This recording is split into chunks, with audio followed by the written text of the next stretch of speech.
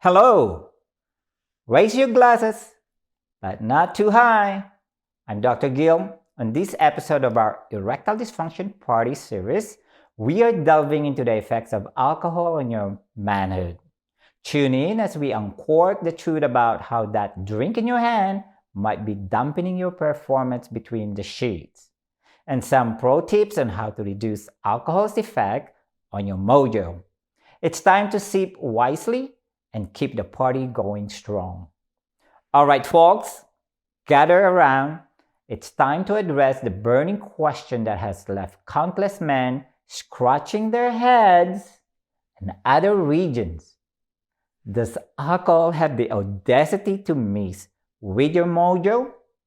Believe it or not, it's one of the most frequently asked questions I get from my army of patients who are desperately seeking the truth behind the bruise. Okay, let's talk about a notorious troublemaker that can really put a damper on your sexual fun: alcohol. We all know how that liquid courage can make you feel invincible on the dance floor, right? But when it comes to your little buddy downstairs, things can get a bit complicated. Here's the deal. Alcohol, being the sneaky depressant it is, messes with your nervous system, numbing the sensitivity and responsiveness of your manhood. It's like putting a sleepy cap on your soldier, making it hard to rise to the occasion during those steamy moments. But wait, there's more. Alcohol doesn't stop there. It also pulls a sneaky trick on your blood vessel, making them constrict like they're on a strict diet, cutting down the flow of blood to your nether regions. Less blood flow means less chance of hoisting the flagpole high. And if that's not enough, alcohol can tinker with your hormone levels too. Testosterone, the hormone that keeps your sex drive into top gear, can take a hit from excessive drinking, leaving you feeling more like a tired turtle than a wild stallion. Now, don't panic just yet. It's important to know that not all hope is lost. Occasional and moderate drinking might not turn your bedroom into a dry spell, but excessive and chronic alcohol consumption can increase your chances of encountering erectile dysfunction.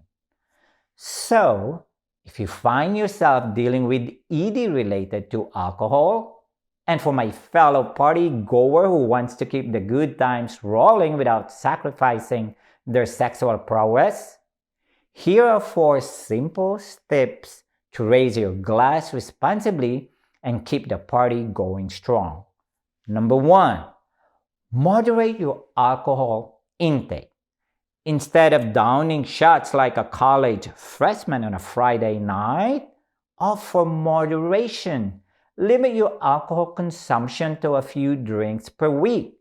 Remember, too much alcohol can dampen your performance and put a damper on your love life.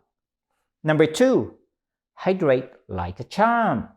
Alcohol can dehydrate your body faster than an Olympian sprinter.